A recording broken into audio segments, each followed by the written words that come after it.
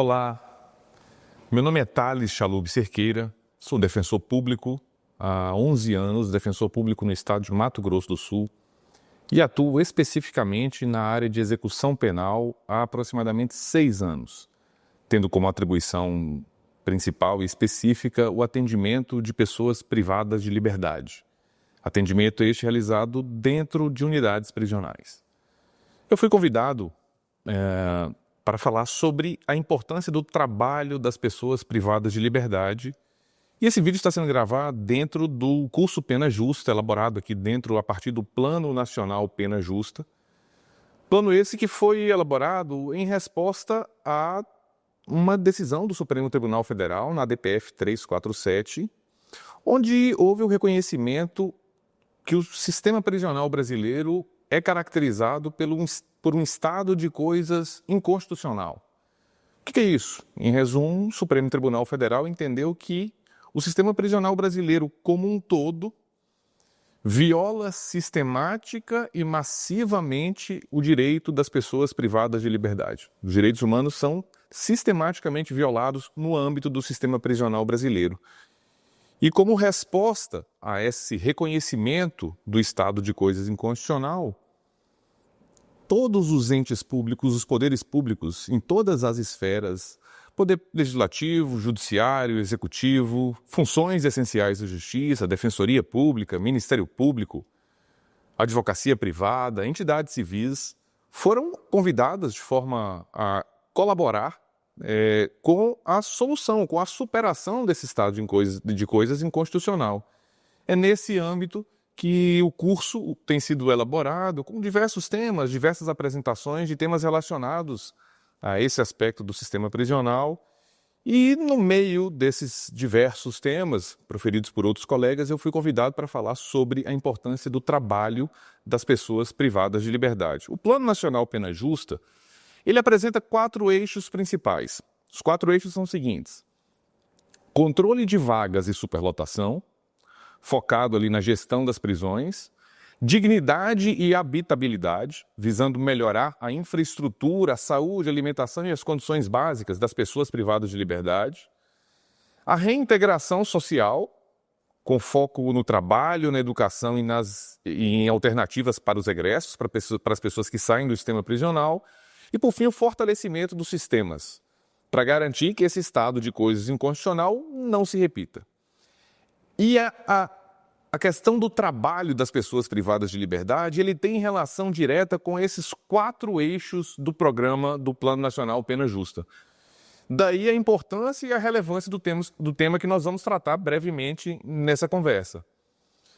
Em relação ao controle de vagas de superlotação, como a gente vai falar mais adiante, o trabalho tem função importantíssima, porque ele funciona como um redutor de pena a ser cumprida. O trabalho, dias de trabalho funcionam remindo pena, reduzindo pena a ser cumprida. E com isso, automaticamente há um impacto no controle de vagas e na superlotação. Quanto maior a oferta de trabalho, maior será a redução de tempo de pena a cumprir e menor o tempo em que as pessoas passarão no sistema prisional ocupando a vaga. Ou seja, a relação direta com esse primeiro eixo do Plano Pena Justa, o controle de vagas e superlotação. Em relação à dignidade e habitabilidade, poucas coisas têm uma relevância maior para a pessoa privada de liberdade para garantir a dignidade mínima no cumprimento de pena do que a oferta de um trabalho digno e especialmente remunerado. Ainda em relação à reintegração social, de igual modo, a importância do trabalho e da capacitação para o trabalho tem relação direta com a reintegração social do egresso, com a pessoa que deixa o sistema prisional.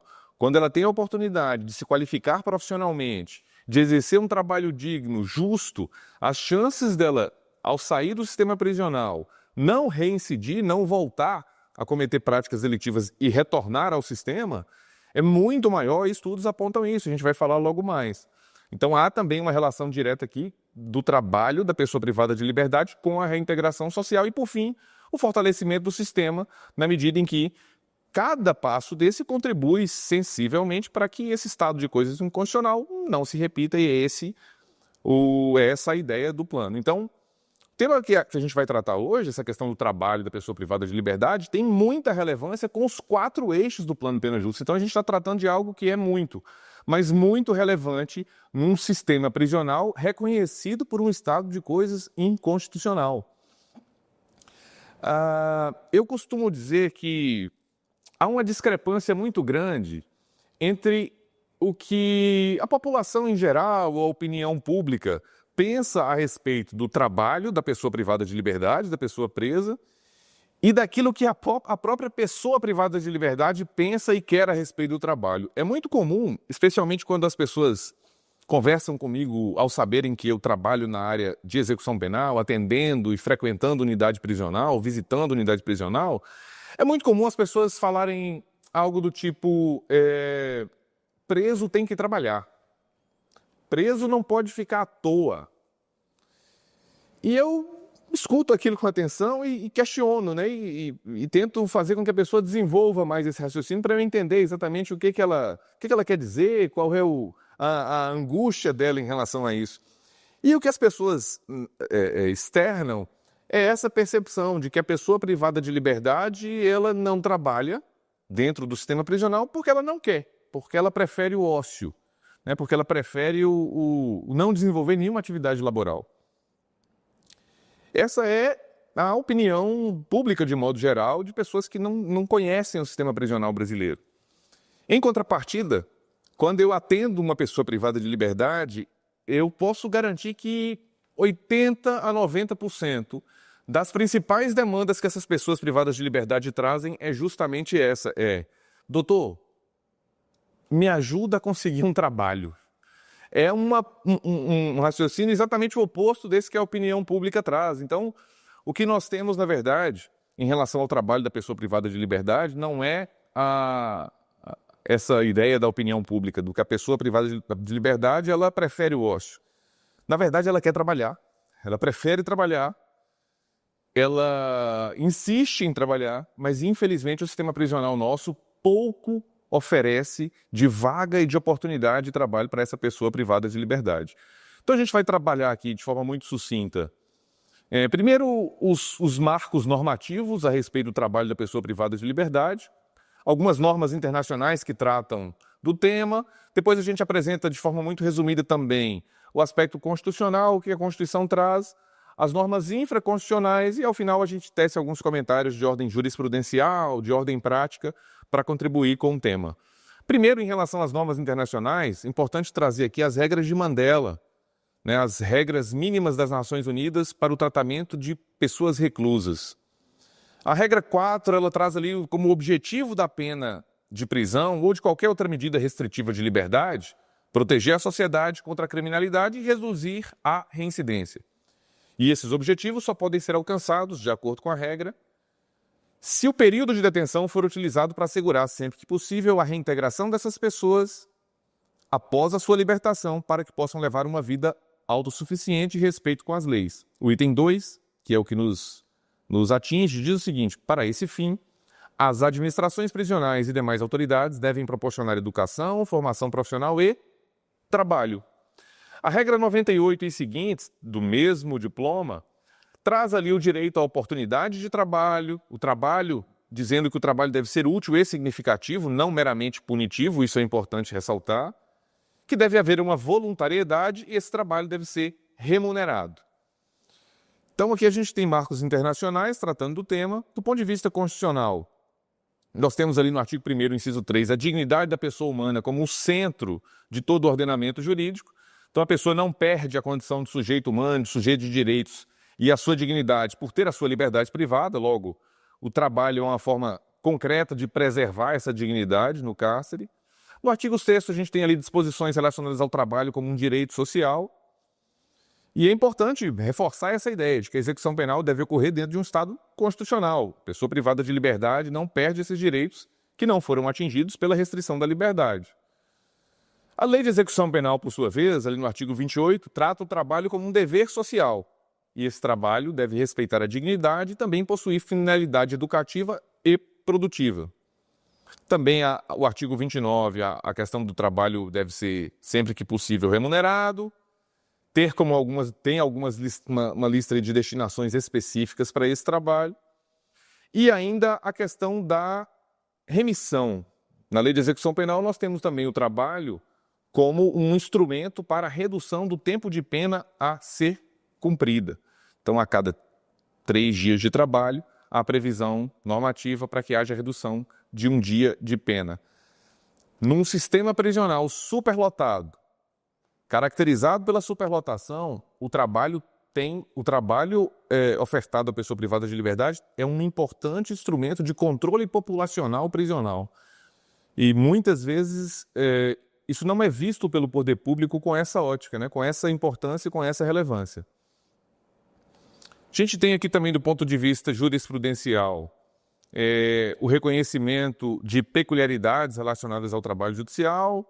Na DPF 336 do STF, foi reconhecida ali a constitucionalidade de um patamar diferenciado e mínimo da remuneração da pessoa privada de liberdade. Por mais que isso seja muito questionável, isso faz com que o trabalho da pessoa privada de liberdade seja muito interessante para o setor produtivo privado.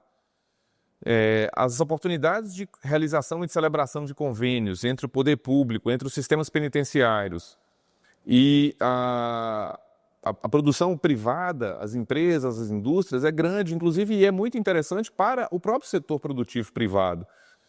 Então, há um campo muito fértil aqui de possibilidades de convênios a serem celebrados, de oferta de vagas, e que podem aumentar sensivelmente essa oferta de vagas às pessoas privadas de liberdade, especialmente levando em conta também aqui essa possibilidade admitida pelo STF.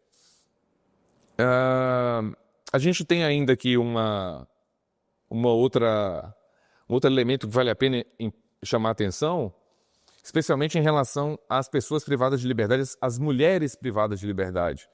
A gente tem um paradigma muito importante do STJ, no HC 920-980 de São Paulo, onde foi reconhecido como trabalho para fins de remissão a amamentação. Então, mulheres privadas de liberdade tiveram seus filhos no cárcere, obviamente, e aqui a gente tem inclusive um julgamento que com perspectiva de gênero, né, acompanhando a determinação do Conselho Nacional de Justiça. O STJ reconheceu que essa mulher, obviamente, ao dar à luz, ao exercer os cuidados maternos com seu filho recém-nascido e com a amamentação, obviamente ela não estaria em condições de exercer qualquer outro trabalho na unidade prisional. E aí o STJ, então, reconhece aquele trabalho como um trabalho a ser reconhecido, inclusive para fins de remissão de pena. É um precedente muito valioso e muito importante. A gente já tem outros precedentes como esse já começando a se espalhar pelo Brasil, inclusive aqui no âmbito do Tribunal de Justiça de Mato Grosso do Sul. Voltando àquela questão da desconexão, né, entre a perspectiva geral e aquela que de fato acontece no sistema prisional em relação à oferta de vagas e ao interesse das pessoas privadas de liberdade em ter um trabalho enquanto cumprem pena, dados informados pelos próprios estados brasileiros, obtidos no site do Senapen, indicam, no estado de Mato Grosso do Sul, uma população prisional, e eu vou me restringir aqui, por exemplo, ao regime fechado, uma população prisional de 14.703 pessoas. Dessas 14.703 pessoas, apenas 4.406 estão em atividade laboral, sendo que dessas 4.406, apenas 2.779 exercem atividade laboral remunerada. Então, de 14 mil pessoas privadas de liberdade, menos de 3 mil pessoas exercem atividade laboral remunerada. Essa é a realidade do Mato Grosso do Sul. E aí eu tomei a cautela de usar uma população prisional maior, na verdade a maior população prisional do Brasil, para a gente ter uma outra referência, que é a de São Paulo. No estado de São Paulo, nós temos uma população prisional de quase 200 mil pessoas privadas de liberdade. 197.071 pessoas. Dessas quase 200 mil pessoas, apenas 39.500 exercem atividade laboral. Então, há uma baixíssima ocupação laboral. De modo global, no Brasil como um todo, em 2024, apenas 25,4% das pessoas presas trabalhavam. Isso no ano de 2024, o índice que, embora seja maior já registrado, o maior índice já registrado, ainda está longe das metas nacionais e reflete essa carência de vagas e oportunidade. Então, nós temos o trabalho como um importante instrumento ressocializador e garantidor da dignidade da pessoa humana privada de liberdade. Por outro lado, nós temos uma baixíssima oferta de vaga de trabalho a essas pessoas privadas de liberdade. Eu cito como exemplo as 2 unidades prisionais mais recentes criadas na capital do estado de Mato Grosso do Sul, aqui em Campo Grande. Essas 2 unidades prisionais recém-criadas, criadas nos últimos anos, na arquitetura prisional delas, no desenho da arquitetura delas, não houve qualquer ideia de uma estrutura física que pudesse abarcar empresas da iniciativa privada, convênios, para que ali fossem realizadas atividades laborais. Então nós temos as 2 unidades prisionais mais recentes que praticamente não conseguem oferecer vaga de trabalho, a não ser vaga de trabalho relacionada à manutenção da própria unidade prisional, manutenção de limpeza, conservação patrimonial, nada além disso. Então é preciso, a partir desse reconhecimento do estado de coisas inconstitucional, entender o trabalho da pessoa privada de liberdade como um importantíssimo instrumento de dignidade, como um importantíssimo instrumento de ressocialização, como um importantíssimo instrumento aliviador até da superpopulação prisional. Aliviador em 2 sentidos, na medida em que o trabalho gera remissão de pena e diminui o tempo da pessoa no cárcere, e na medida em que a pessoa que mais exerce essa atividade profissional, maior a possibilidade dela não reincidir, dela não voltar para o sistema prisional. Então há inclusive uma lógica orçamentária, né, do ponto de vista financeiro do Estado, há uma urgência no investimento nisso, em ofertar, em possibilitar o trabalho nas unidades prisionais, para que isso possa refletir, atacar de algum modo nos 4 eixos do programa Pena Justa. Eu termino mencionando um estudo realizado pelo Tribunal de Contas do Estado de Santa Catarina, que indica uma relação inversamente proporcional entre o número de vagas de trabalho oferecido enquanto cumprimento de pena e os índices de reincidência. Quanto maior a oferta de vagas de trabalho em determinado ambiente prisional, menor são os índices de reincidência. Esse estudo do Tribunal de Contas do Estado de Santa Catarina chegou a essa conclusão e os índices são consideráveis. Então a gente tem um importantíssimo instrumento aqui de redução de reincidência criminal. Eu repito e concluo dizendo isso, num estado de coisas inconstitucional, num sistema prisional reconhecido por violar maciçamente o direito das pessoas privadas de liberdade, nós temos o trabalho e a oferta de trabalho, que é um dever do Estado, pelas normas que a gente apresentou, e um direito da pessoa privada de liberdade. Nós temos esse instrumento como um elemento importantíssimo de superação desse estado de coisas inconstitucional. Muito obrigado.